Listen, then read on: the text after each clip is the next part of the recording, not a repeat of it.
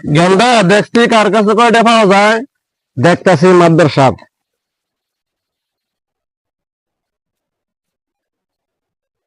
আব্বাসের কাছে পাওয়া যাবো 50,000, খালেকের কাছে পাওয়া যাবো 60,000 টাকা, দক্ষিণ পাড়া রাশেদের কাছে পাওয়া যাবো 1,20,000 টাকা। তাহলে চল রাশেদের বাড়িতে এসে যাবো, চলে। আমি গরিব মানুষ, দিনে না দিন খাই। রাশেদ বাড়িতে আসস? কেরা মাতাবর সাহেব, আসসালামু আলাইকুম। কি বাসন? ভালো থাকি কি বা, তোর কাছে 1,20,000 টাকা দেশ না, দেহ করস না।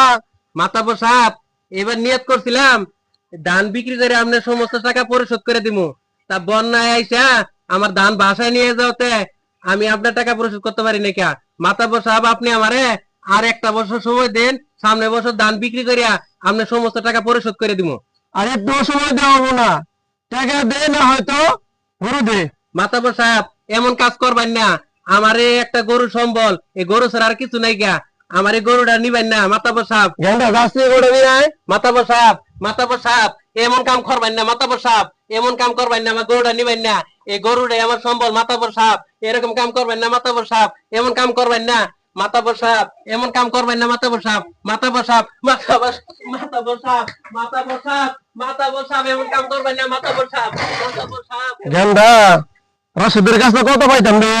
1,20,000 টাকা। রোডের দাম কত হবো? 1,50,000 টাকা হবো।